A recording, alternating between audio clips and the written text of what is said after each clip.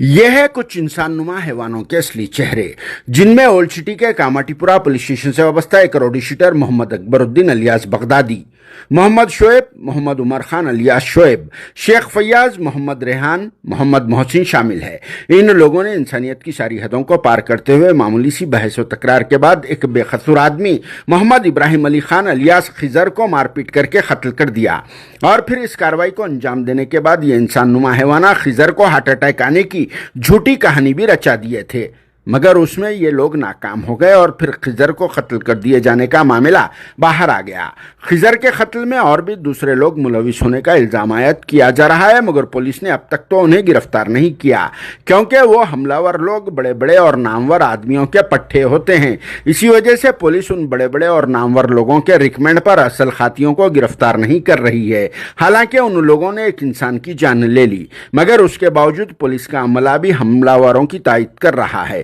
اسی وجہ سے اصل لوگوں کو نہیں پکڑا جا رہا ہے، اور پھر اس معاملے میں تو سارا صحرا روڈی شیٹر اکبر بغدادی کے سر چڑھانے کی کوشش بھی کی جا رہی تھی، اور پھر کچھ مخبروں اور مردہ ضمیر والے دلالوں کے بولنے پر اس کیس کو دبا دیا جا رہا تھا، کیونکہ یہ مخبراں دلالاں اللہ اور رسول کے جھوٹے وعدے کر کے پولیس کو گمراہ کر رہے تھے۔ لیکن اللہ کے ایک نیک بندے نے اپنی ضمیر کی آواز پر خضر کے سنسنی خیز قتل کے واقعے کو منظر عام پر لا دیا، جس کے بعد ہی کچھ حملہ وروں کو آفیشلی اریسٹ بتایا گیا۔ حالانکہ ٹاسک فورس کی ٹیم نے تو پورے 9 لوگوں کو گرفتار کر کے لنگر ہاؤس پولیس اسٹیشن کے ہینڈ اوور کر دیا تھا، لیکن ان 9 لوگوں میں سے 5 یا 6 لوگوں کو گرفتار بتایا گیا۔ اس کیس کا FIR بھی نہیں دیا جا رہا ہے، صرف کرائم نمبر اور سیکشنز بولے جا رہے ہیں۔ حالانکہ ان انسان نما حیوانوں کی وجہ سے ایک اچھا خاصا ہنستا بولتا گھر لٹ گیا، ہماری ایک بہن بیوہ ہو گئی اور 6 معصوم بچے یتیم ہو گئے، جن میں 45 دن کی ایک نومولود بچی بھی شامل ہے۔